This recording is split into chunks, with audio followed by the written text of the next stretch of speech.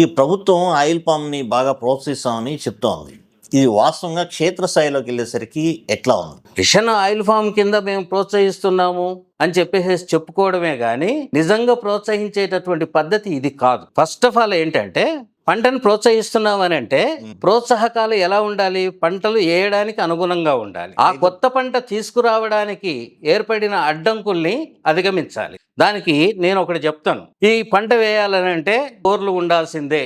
ఒక 5 ఎకరాలకి 2 ఇంచులు ఫుల్ వాటర్ పోసేటటువంటి బోర్లు ఉండాలి అని అన్నారు. ఆయిల్ ఫామ్ పంట చేయడానికి వచ్చేసి బోర్లు వేసుకున్నారు, నీళ్లున్నాయి. కానీ ఈయన పర్మిషన్ ఇవ్వడానికి ఆ బోర్లు పోయాలి, కరెంట్ ఇవ్వరు. కరెంట్ వస్తున్నాయి కదా.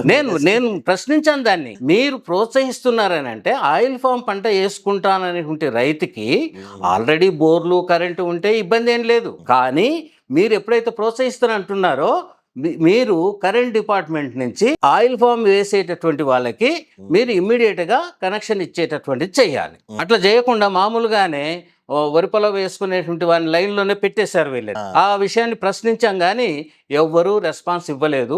మేము కలెక్టర్కి వాళ్ళకి కూడా మా హార్టికల్చర్ డిపార్ట్మెంట్ తరఫు నుంచి మేము అడిగాం కూడా ఆ విషయాన్ని. కానీ ఇక అది పట్టించుకోలేదు వాళ్ళు. కానీ ఏదో తిప్పలబడి ఉండేటువంటి దాంట్లో కరెంటు ఉంటే లేకపోతే వచ్చిందాక ఉండి, ఎందుకంటే ఆ విషయం నా విషయంలోనే ఇదయింది. మా హార్టికల్చర్ ఆఫీసర్ వచ్చాడు, నేను మొత్తం ఏర్పాటు చేశా, బోర్లు వేసి పెట్టా, మోటార్లు తెచ్చిపెట్టా, కానీ ఆ నీళ్లు పోయట్లేదు కదా అని అడుగుతాడు. నీళ్లు పోయాలంటే మీరు కరెంట్ ఇప్పియాలి కదా అని.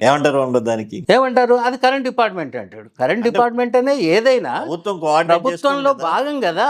మీరు హార్టికల్చర్ వాళ్ళు మేము దీన్ని ప్రోత్సహిస్తున్నాము, ప్రభుత్వం ప్రోత్సహిస్తుంది కాబట్టి కరెంటు కూడా ఇమ్మీడియట్ గా శాంక్షన్ చేయాలని చెప్పాలి కదా.